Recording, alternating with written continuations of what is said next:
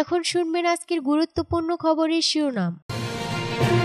গাজায় নতুন যুদ্ধবিরতি প্রস্তাবে রাজি হামাস। ইসরায়েলে ব্যালিস্টিক ক্ষেপণাস্ত্র হামলা ইহুদির। ভূমিকম্পে বিপর্যস্ত মিয়ানমার, তবু থামেনি জান্তা বাহিনীর বিমান হামলা। ফিলিস্তিনের আল আকসায় ঈদের নামাজে মুসলিমদের ঢল। যুক্তরাষ্ট্রকে প্রয়োজনে মেক্সিকো উপসাগরে তাড়া করবে ইরান, জানিয়েছেন সিনিয়র কমান্ডার। ভূমিকম্পে ক্ষতিগ্রস্ত মিয়ানমারে ত্রাণ সামগ্রী পাঠিয়েছে বাংলাদেশ। গাজায় নতুন যুদ্ধবিরতি প্রস্তাবে রাজি হামাস। নতুন যুদ্ধবিরতি প্রস্তাবে রাজি হয়েছে স্বাধীনতাকামী সংগঠন হামাস। দুদিন আগে মিশর ও কাতারের পক্ষ থেকে নতুন যুদ্ধবিরতি প্রস্তাব দেওয়া হয়। সেই প্রস্তাবে রাজি হয়েছে গোষ্ঠীটি। তবে ইসরায়েল এই প্রস্তাবে রাজি কিনা রিপোর্ট লেখা পর্যন্ত তা জানা যায়নি।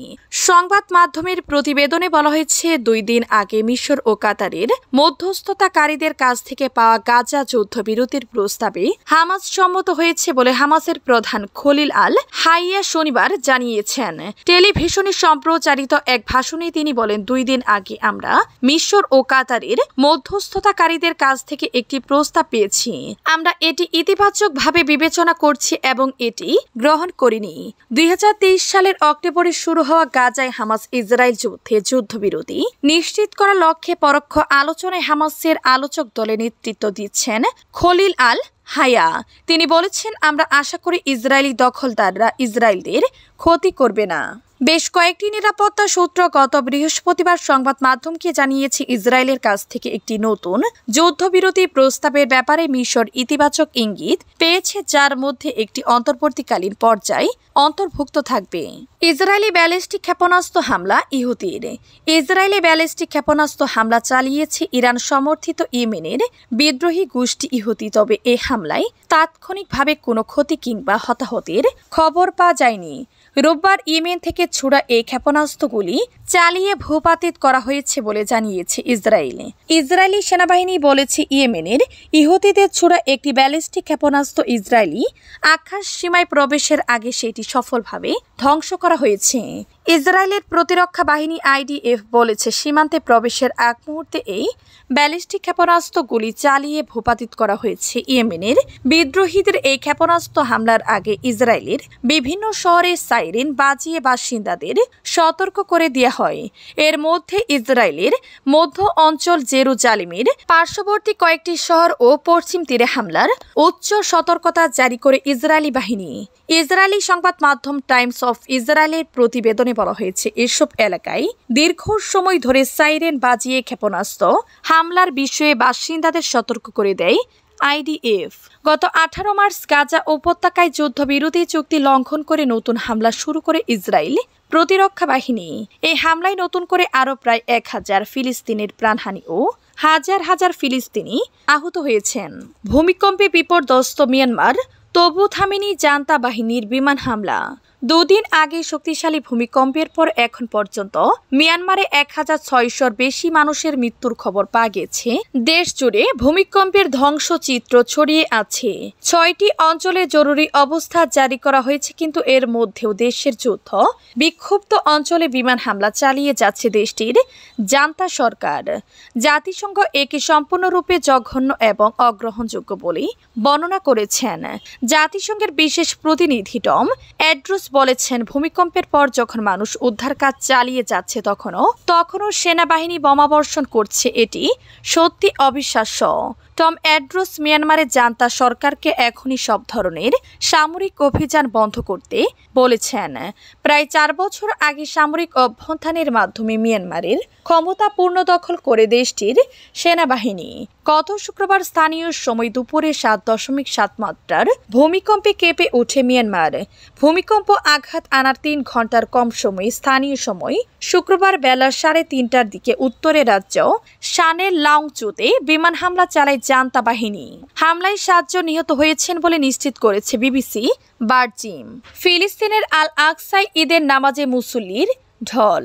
দখলদার ইসরায়েলি বাহিনীর কঠোর বিধিনিষেধের মধ্যেও জেরুজালেমের আল আকসা মসজিদে ঈদ উল ফিতরের নামাজ অনুষ্ঠিত হয়েছে। ইসলামের 3য় পবিত্রতম এই মসজিদে ঈদের নামাজে ঢল নামে মুসল্লিদের। ব্যাপক কড়াকড়ি সত্ত্বেও রমজানের শেষে রবিবার আল আকসা ঈদের নামাজ আদায়ে জড়ো হন হাজার হাজার মুসল্লি। শেষ রোজার দিনও আল আকসা প্রাঙ্গণে নামাজ আদায় করেছেন ৭৫,০০০ মুসল্লি। ইরান প্লেসের বিজ্ঞপ্তিতে বলা হয়েছে, নামাজে অংশ নিতে আসা মুসল্লিদের ব্যাপক তল্লাশির মুখে পড়তে হয়, তবে শেষ পর্যন্ত হাজারো মানুষ ঈদের নামাজে শরিক হন। মধ্যপ্রাচ্যের বিভিন্ন দেশে ঈদ উল ফিতর আনন্দমুখর পরিবেশে পালিত হলেও ফিলিস্তিনদের জন্য দিনটি আতঙ্ক ও শঙ্কার ছায় নেমে এসেছে। গাজা উপত্যকায় ইসরায়েলি হামলা অব্যাহত রয়েছে। আর জেরুজালেমে ঈদের দিন কঠোর অবস্থান নেয় দখলদার ইসরায়েল। মুসলমানদের অন্যতম বড় উৎসব ঈদ উল ফিতর পালিত হচ্ছে মধ্যপ্রাচ্যের বিভিন্ন দেশে, অথচ এই দিনেও ফিলিস্তিনি মুসলমানদের মনে আনন্দের পরিবর্তে আতঙ্ক বিরাজ করছে। প্রতিনিয়ত হামলা হচ্ছে গাজা উপত্যকায়। ঈদেও কড়াকড়ি অবস্থানে ছিল ইসরায়েলি সেনারা। উল্লেখ্য, ২০২৪ সালে মসজিদটিতেও ৪০,০০০ মুসল্লি ঈদের নামাজ আদায় করে। যুক্তরাষ্ট্রকে প্রয়োজনে মেক্সিকো উপসাগরে তাড়া করবে ইরান, জানিয়েছেন সিনিয়র কমান্ডার। যুক্তরাষ্ট্র যদি ইরানে আক্রমণ করে তবে তেহরান পাল্টা আক্রমণ করতে প্রস্তুত বলে সতর্ক করেছেন ইরানের বিপ্লবী গার্ড বাহিনীর IRGC শীর্ষ নৌ কমান্ডার আলী রেজা তাংসিরি। তার মতে, তেহরান যে কোনো শত্রুর বিরুদ্ধে প্রতিশোধ নিতে সক্ষম, এমনকি যদি মেক্সিকো উপসাগরে শত্রুদের তাড়া করতে হয় তাও করা হবে। ইরানের পারমাণবিক কর্মসূচি নিয়ে পুনরায় আলোচনা শুরু করার জন্য মার্কিন প্রেসিডেন্ট ডোনাল্ড ট্রাম্প তেহরানকে ২ মাসের সময় বেঁধে দিয়েছে, তবে ইরান চাপের কাছে নথি স্বীকার করবে না বলে বারবার জানিয়ে আসছে। আজ শনিবার ২৯ মার্চ আল মায়াদিন টিভি চ্যানেলের সঙ্গে এক সাক্ষাৎকারে ইরানি কমান্ডার ও মার্কিন প্রেসিডেন্ট আলটিমেটামের তীব্র বিরোধিতা করেন। তাংসিরি বলেন, ট্রাম্পের চিঠি সম্পর্কে আমার কোনো ধারণা নেই, আর আমি এটি বিশ্লেষণ করতেও আগ্রহী নই। আমি তার হুমকি শুনি, তার কর্মকাণ্ড লক্ষ্য করি এবং তাদের মোকাবেলা করার জন্য নিজেকে প্রস্তুত করি। তিনি বলেন, আমাদের সকল শত্রু ঘাঁটিতে আঘাত করার ক্ষমতা আছে, তারা যেখানেই থাকুক না কেন কেউ আমাদের আক্রমণ করে পালাতে পারবে না। এমনকি যদি আমাদের মেক্সিকো উপসাগরে তাদের তাড়া করতে হয় আমরা তাও করব। তাংসিরি তেহরানের ক্ষেপণাস্ত্র অস্ত্রাগার বা এই অঞ্চলের বিভিন্ন গোষ্ঠীর সমর্থন নিয়ে যে কোনো আলোচনা প্রত্যাখ্যান। তিনি বলেন, ইরান কখনোই তার ক্ষেপণাস্ত্র বা প্রতিরোধ ফ্রন্টের সক্ষমতা নিয়ে আলোচনা করবে না।